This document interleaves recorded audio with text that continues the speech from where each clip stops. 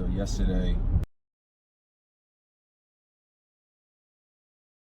last night, I was at the office and decided to microdose mushrooms. I took about a gram of mushrooms just because I was in a little rut, and in an attempt to get out of that rut, I've been trying everything. So, let's try to microdose. And I had a really profound experience and just coming to understand what is really going on. It wasn't even that much mushrooms. I've done 7 grams before, but this one was just what was needed. It was profoundly accurate. And I went outside to smoke a joint, and I was just sitting in the back of the warehouse, and it came to me that really what religion, spirituality, and humans understanding a higher being, like the root of it, like how God sees it. God, and it came to me in such an analogy. It was like God is continuously putting himself through torture and living in conditions that no one would want to live in,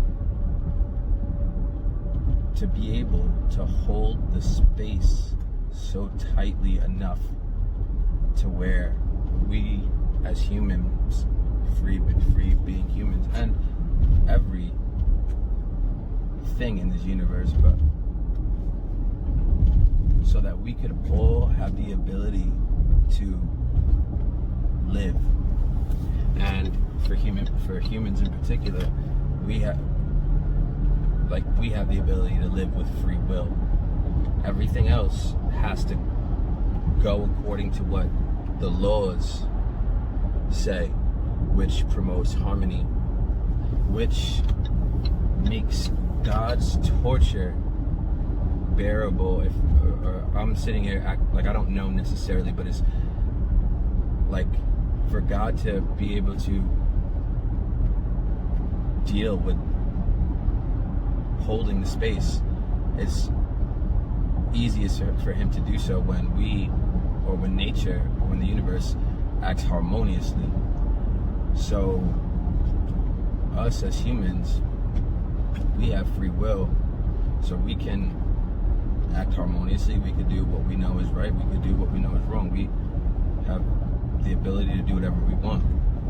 And God puts his life on the line so that we could do that. So imagine that you were in a situation, imagine this was your life, right? Like you had to walk around through your entire existence with a vest strapped to you with dynamite and explosives that could burst you to pieces at any given moment. And living with that 24/7. And the only reason that it doesn't blow up is because your best friend is somewhere in a room getting tortured and going through and withstanding all types of horrible treatment, Guantanamo Bay type shit, just so that bomb doesn't go off on you.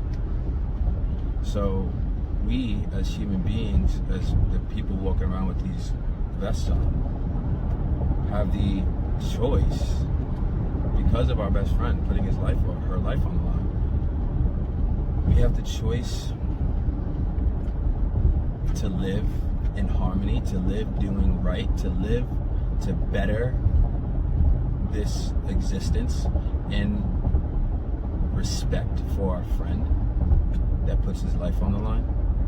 Or we could act like there is,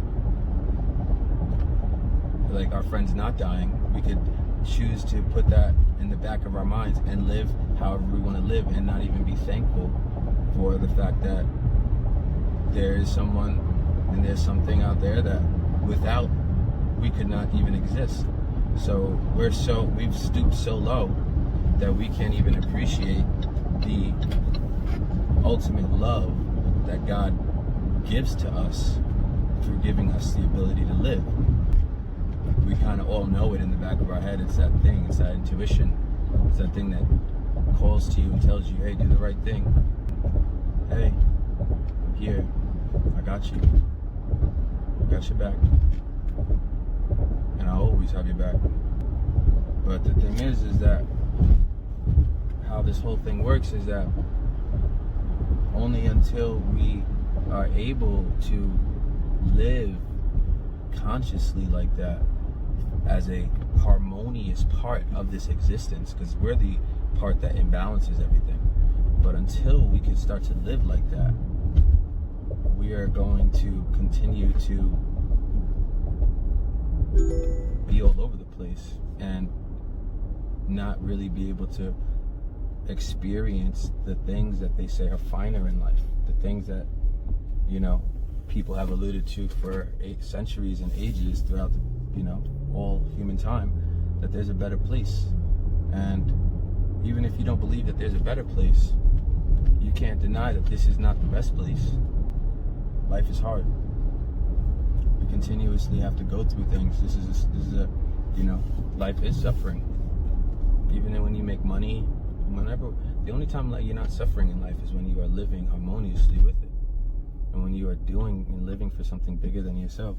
That's what makes it worthwhile, or makes it not so much of a suffering experience.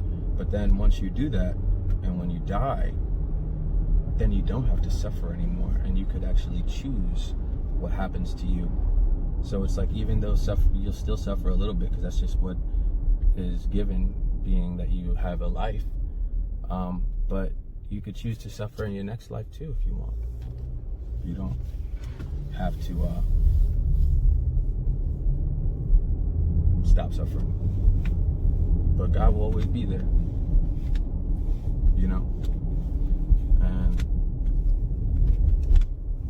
And this came to me too. It was like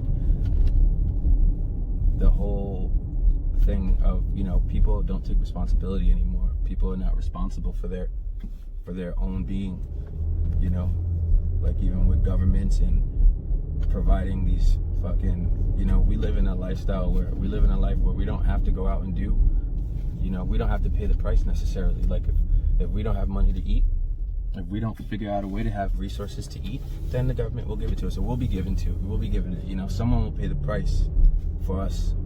So this wasn't the way things have been always. This wasn't the way things were in the past. Everyone had to be responsible for their own situation. So because a lot of people have become unaware of the fact that there is a price to pay for it. Someone's paying the price for everything, but just like kids, when you have a kid, that kid doesn't understand what you have to go through to keep that roof over their head and the food on the table. They don't understand what it's like to have to go to work.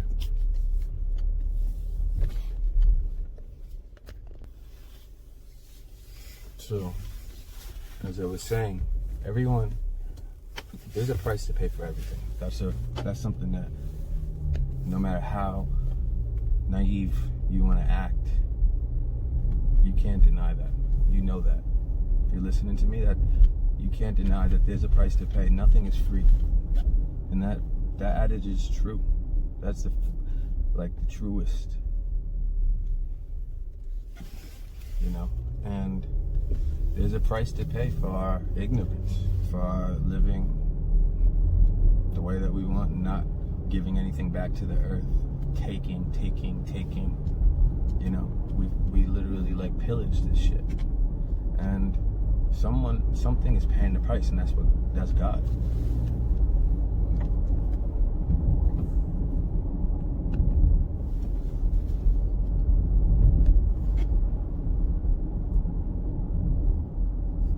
So that was the insight that I had. And all God asks of us is to stop being so that he literally puts his life on the line so that we can be unaware. You know? Imagine that you were God and that you put your sovereignty, your ability to live and experience all on the line just so that your kid can have an experience at life, which a lot of parents say that they would do. You know, they say you would die for your kid. That's the ultimate love. So if you were to do that and show the ultimate love and lay the foundation and leave the clues for your kid, that even though that they're really not aware of the fact that you're doing this for them, that you're doing this for them, you leave little clues for them throughout their life. So hopefully they get it. But if you see that your kid is so caught up in the bullshit and the social media and the desires and the, you know, things that are put out that are constantly thrown at him or her to occupy their mind so that they don't have the time to think about this. So if you keep seeing your kid just keep getting influenced, that's like when you see your kid keep getting influenced by all the kids at school. Like your kid has no backbone. They literally do whatever the bullies at school tell them to do. They never change, even though you keep trying to wake them up. You know, that's how. Think about how you would feel to your kid, and you can only, like, that's the way that God feels about us. That's why the enlightened beings are the ones that live according to this harmony. Because once you are living in accordance with how you should be living, in accordance with how everything else is living, everything else is harmonious. So until you start living like that and start benefiting this environment, then that's what you are to God. You're like the kid that, you're like, you know, the kid that, goddamn, man. So that's the true root of what spirituality and religion is. Because even spirituality and religion and people that is like left and right, like they're like the Democrats and the Republicans, and spirituality is by far the better of the two. But still, even as a, you know, people, it's becoming a thing. People consider themselves to be spiritual beings. Or now spirituality is kind of like, you know, it's humans' current way of pacifying their activity and justifying, like, oh, I'm spiritual. You know, the ultimate truth is living truth. So are you, as spiritual beings, we all still have shit in our closet. We all know that. Well, not all of us, but majority, including myself, know that if I was to be judged today by this all-knowing God, I haven't been doing all that I need to do. Even with the knowledge that I have, I've still been fucking up. So that's what spirituality is. We're kind of like drinking less of the Kool-Aid, but still drinking the Kool-Aid, because we're like telling everyone, yo, Kool-Aid's making us sick. Stop drinking so much Kool-Aid. And we look at people that drink that take in religion as like big Kool-Aid drinkers. And people that don't take in religion, they're like gulping fucking just the sugar. And then because we tell everyone like, yo, you know, Kool-Aid is what's killing us. You don't understand. It's like, we don't need Kool-Aid. We don't need water. We don't need nothing. You know, we don't even need to drink. And we know that. Like, we know that we don't need Kool-Aid or anything for that matter. But we have also, as spiritualists, brought into the dogma as well enough to still always, every so often, just drink a little bit of Kool-Aid, because we're like, oh, well, you know, we have to drink something. So we're sitting here promoting and preaching the fact that we don't need anything to quench ourselves, but just because once we go on that fast, our mind fucks with us. So you need to drink, you need something. So then we just really quick, just to make ourselves feel better, we'll just take a quick sip. We're not really living truth. We're just talking truth. So that's what religion and spirituality has become, and what I spoke about is what is really going on. There's a being out there that's putting their life on the line for us to be able to fuck up and they will continue to do so because they fucking love you. That's what religion and spirituality is all about. They're trying to allude to something like that we need to live better. So, with that, peace.